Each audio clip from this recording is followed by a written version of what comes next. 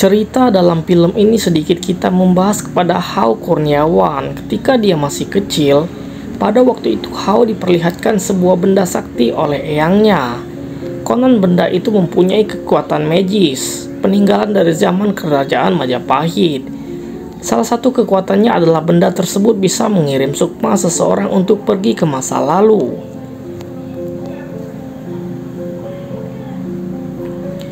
Dan kemampuan itulah yang nantinya akan diwariskan kepada Hao.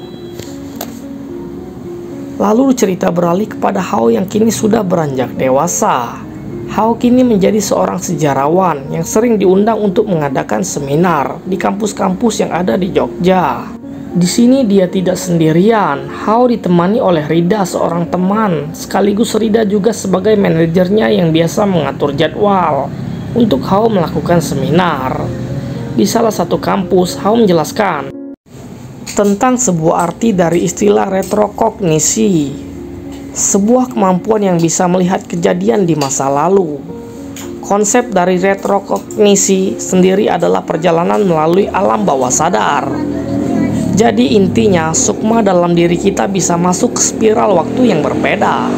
Dan untuk menuju ke masa lalu itu, caranya melalui sebuah benda milik seseorang.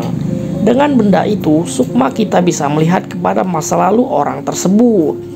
Catatan di sini, tidak semua orang mempunyai kemampuan retrokognisi.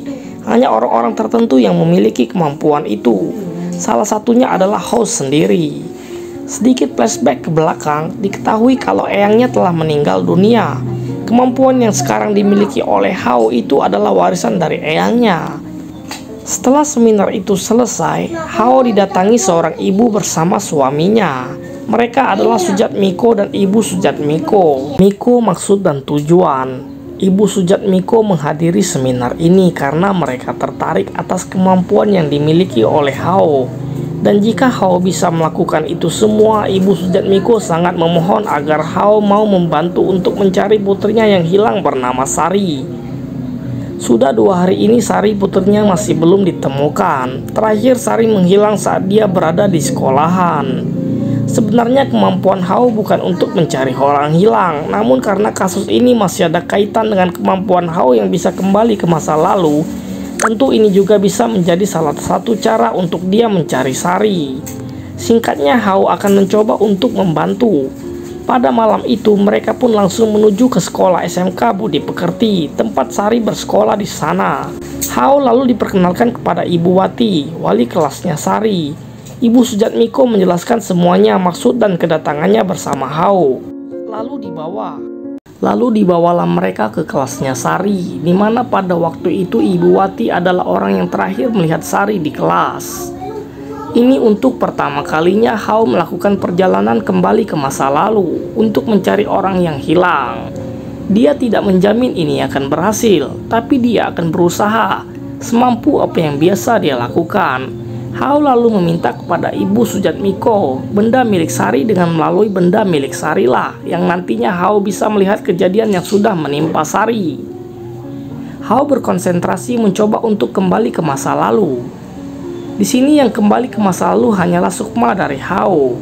Sukma Hao menjelma seperti Sari, mencerminkan apa yang dulu terjadi kepada Sari. Sebenarnya pada waktu itu Ibu Wati sudah menyuruh Sari untuk pulang dan dilanjutkan di besok hari saja karena waktu memang sudah malam, tapi Sari menolak karena tugas penjahitnya belum selesai. Sari berjanji setelah tugasnya selesai dia pasti akan langsung pulang. Tak lama kemudian terdengar ada suara pintu kelas yang digedor. Suaranya terdengar keras dan berulang-ulang kali.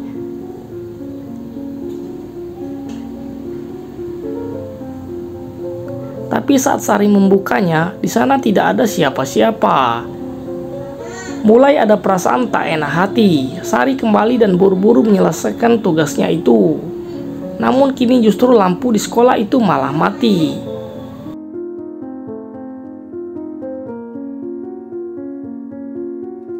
Dan tiba-tiba dia dikejutkan oleh sesosok penampakan pocong gundul berada di pojokan ruangan. Dia yang terkejut tak sengaja malah tertancap jarum jahit. Sari berusaha untuk kabur, Sari diseret dibawa ke sebuah tempat. Dan disinilah akhirnya Hao tahu di mana keberadaan Sari. Hao membawa mereka ke halaman belakang sekolah, di mana di sana di dekat pohon besar ada sebuah sumur tua yang sudah lama tertutup. Ibu Wati sendiri tak mengira, padahal mereka sudah melakukan pencarian Sari hampir ke seluruh penjuru sekolah. Dan akhirnya mereka pun menemukan Sari ada di dalam sumur. Hao yang turun ke dalam sumur itu setelah dia berhasil mengangkat Sari, tiba-tiba Hao dikejutkan melihat ada sosok penampakan pocong di hadapannya. Dari sinilah malapetaka itu mulai terjadi. Hao kini sering mengalami kejadian-kejadian aneh.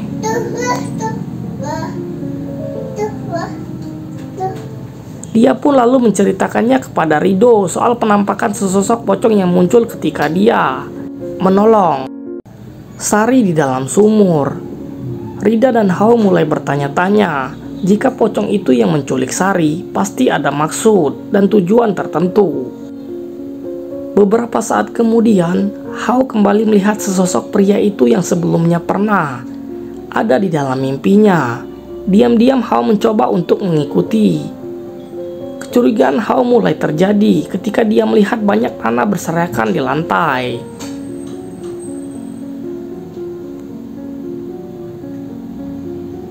Dia melihat sesosok pria gundul itu ada di dalam cermin, seperti menjadi bayangan Hao sendiri.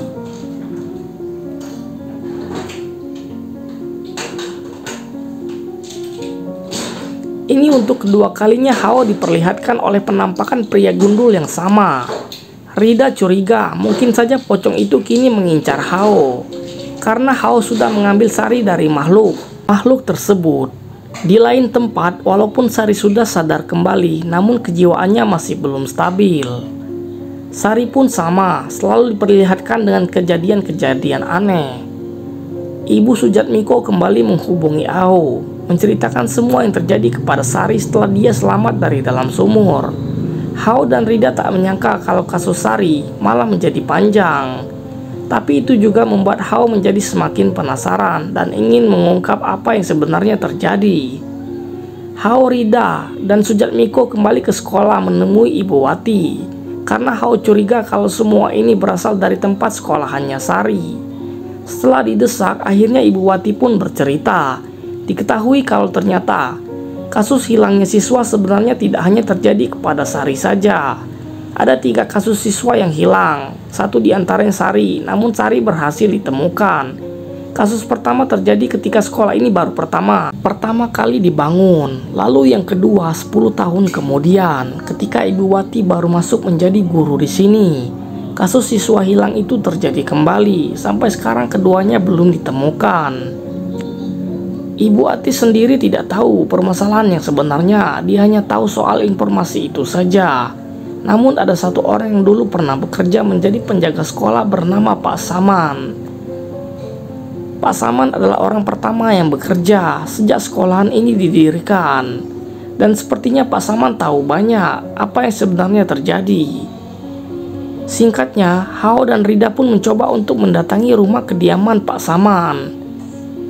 Hao menceritakan semuanya kepada Pak Saman soal kasus Sari yang sempat hilang, namun dia berhasil ditemukan kembali. Hao juga menceritakan soal dia melihat adanya sesosok penampakan pocong berkepala gundul di dalam sumur.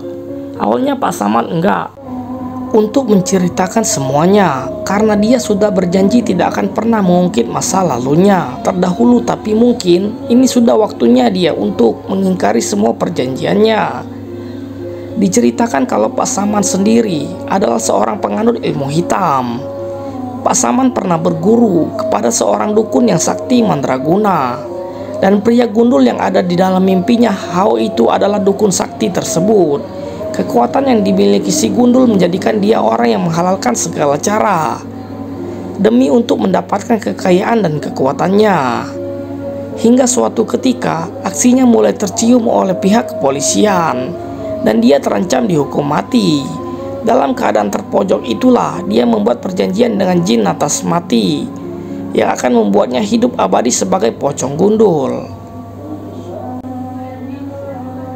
Lalu ketika Hao menanyakan bagaimana cara untuk menghentikan kutukan ini, karena terus terang Hao khawatir dengan keadaan Sari sekarang. Tapi sepertinya Pak Saman enggan untuk memberitahukannya dan hanya terdiam saja saat Hao bertanya. Rida yang tak ingin memaksakan memilih mengajak Hao untuk pamit pergi dari sana. Rida sendiri tidak setuju jika Hao terus memaksakan diri masuk lebih dalam soal kasus ini. Rida cuma khawatir kalau nantinya malah akan mengancam nyawa Hao sendiri. Rida yang kesal, lalu dia pun pergi meninggalkan Hao di sana. Tak lama Pak Saman datang. Dia berubah pikiran dan memutuskan untuk membantu Hao menyelesaikan kasus ini. Mereka berdua pun langsung bergegas kembali ke sekolah untuk mencari di mana keberadaan kuburan pocong gundul itu berada. Dalam perjalanan, Pak Saman mengatakan mungkin ini salah satu cara untuk dia bisa bertobat dan menebus kesalahannya terdahulu karena sudah mengikuti ajaran sesat si dukun gundul. Dia juga menceritakan dalam 10 tahun sekali pocong gundul itu akan keluar untuk mencari tumbal agar kekuatannya tidak hilang. Namun pocong gundul tidak sembarang mencari tumbalnya. Dia harus mencari tumbal yang lahir pada Selasa Kliwon. Sari lahir pada Selasa Kliwon dan kebetulan juga Hao lahir pada waktu yang sama. Itu juga yang menjadi alasan kenapa pocong gundul kini mengincar Hao. Tak lama tibalah mereka di sekolah. Pak Saman turun terlebih dahulu untuk mengambil skop di bagasi mobil. Namun ternyata pocong gundul itu ada di dalam sana dan langsung menyerang Pak Saman. Pak Saman terkena ludahnya pocong gundul hingga dia terluka dan mengalami luka bakar di mukanya. Sayangnya Pak Saman sudah tidak bisa tertolong lagi. Dalam perkataan terakhirnya Pak Saman hanya meminta Hao untuk mencari kuburannya pocong gundul tanpa memberitahu apa yang harus dia lakukan. Hao lalu mengambil cincin yang ada di jari Pak Saman. Tak ingin membuang waktu, Hao lalu pergi ke area belakang sekolah mencari di mana kuburan pocong gundul itu berada.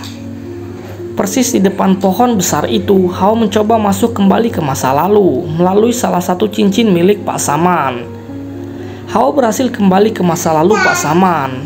Seperti yang kita tahu di awal, kalau yang kembali ke masa lalu hanya sukmanya Hao saja.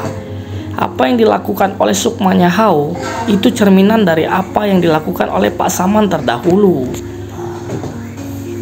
Pada waktu itu sedang diadakan ritual pamungkas di mana si dukun mempersembahkan jiwanya menjadi bagian dari jin Tanaspati agar dia bisa hidup abadi. Karena sejatinya iblis dan para jin jahat, kematiannya akan ditangguhkan hingga nanti pada hari kiamat.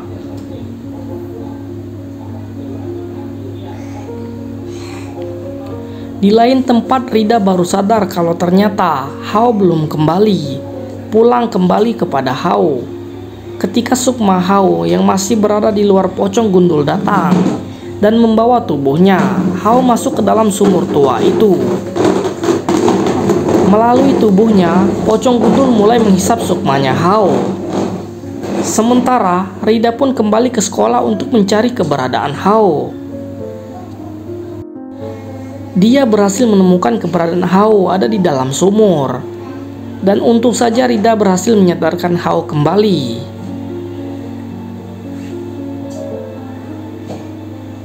Setelah dia berhasil masuk ke masa lalu Pak Saman, Hao teringat dan sempat melihat ketika si dukun itu dikubur salah satu tali pocongnya. Terlepas dari sini, Rida sadar satu hal. Mungkin saja kekuatan dari pocong gundul itu ada pada ikatan tali pocongnya. Jika mereka ingin mengalahkan pocong gundul, mereka harus memutuskan semua ikatan tali pocong itu. Dari apa yang Hao lihat di masa lalu, Pak Saman kuburan si dukun itu berada persis di bawah pohon besar. Setelah yakin di mana titik kuburannya, tidak lalu menaburkan garam dan membuat sebuah lingkaran tampak putus. Lingkaran garam tersebut akan menjadi pelindung bagi mereka. Selama lingkarannya masih utuh,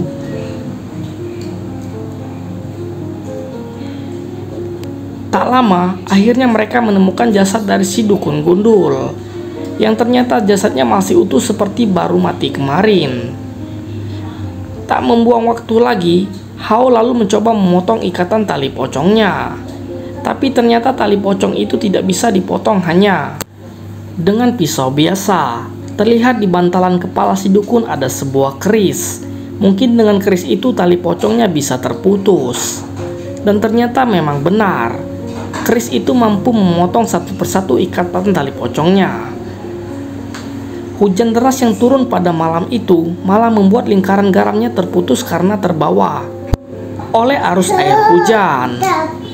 Rida terlambat untuk menutupnya kembali karena ternyata pocong gundul itu sudah ada bersama dengan Hao di dalam kuburan.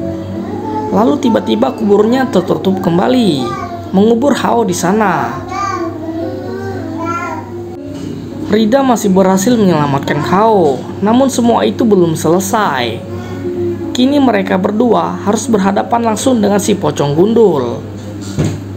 Si pocong gundul tidak bisa mereka lawan dengan senjata biasa, apalagi hanya mengandalkan pukulan saja. Tapi Hao berhasil mengambil keris tersebut dan langsung menikamkannya ke si pocong gundul. Tak ingin buang kesempatan, Hao lalu meneruskan untuk memotong beberapa ikatan tali yang tersisa.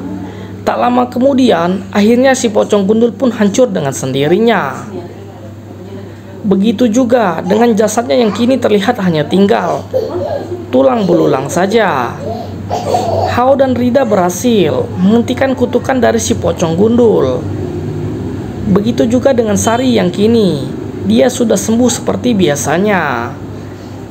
Di akhir film, Hao akhirnya sadar kalau kemampuan yang dia miliki bukan hanya sekedar untuk ilmu pengetahuan saja, melainkan kemampuan tersebut bisa untuk menolong orang lain. Dan di sini akhirnya film pun selesai. Jangan lupa untuk like, komen, dan subscribe Cenggo Film.